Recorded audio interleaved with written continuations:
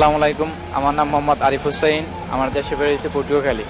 Portugal থেকে খেলা দেখতে এসেছি। আমি ফরচুন বরিশালকে খুব ভালোবাসি, সেজন্য আমি খেলা দেখতে এসেছি। এভাবে সেজায় আসার কারণটা হচ্ছে যে আমি দেশের থেকে যখন আসি তখন একটা ন্যায় বিচার পাইনি, অন্যের কাছে মাথা নত করে তারপর আমার ঢাকা শহর আইছি। তখন একটা কি করবো, 1 মাস ঢাকা শহর ঘুরছি, কোনো চাকরি বেদা পাই নাই। আমি inter pass, inter second year পরে এখন লেখাপড়া চলতে আছে, আমার কার্ডও আছে। তারপর কোনো চাকরি বেদা না পাওয়ার এখানে এসে আমার খুব ভালো লাগতেছে, এবং এই ভালো লাগার পিছিয়ে কারণ হচ্ছে আমার মা আমার জন্য খুব দোয়া করে এবং মাকে খুব ভালোবাসি, তাই এই জায়গায় মা লেগছি, মাকে খুব সাপোর্ট করি এবং মা আমার খুব ভালোবাসে। কালকে যখন আমি খেলা দেখার উদ্দেশ্যে আমু, তখন আমি বলছি মাকে যে মা আমি খেলা দেখতে এসেছি, আপনি একটু দোয়া করেন।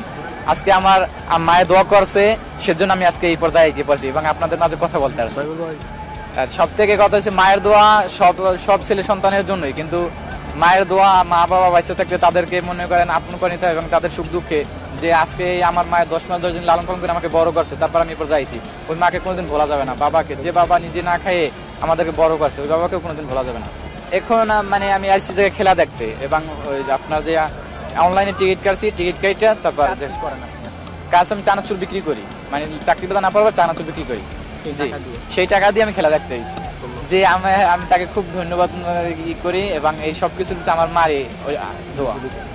বিসিবি স্যারকে খুব খুব থ্যাঙ্কস, তাকে ধন্যবাদ আমাকে পুরস্কারটা দেওয়ার জন্য।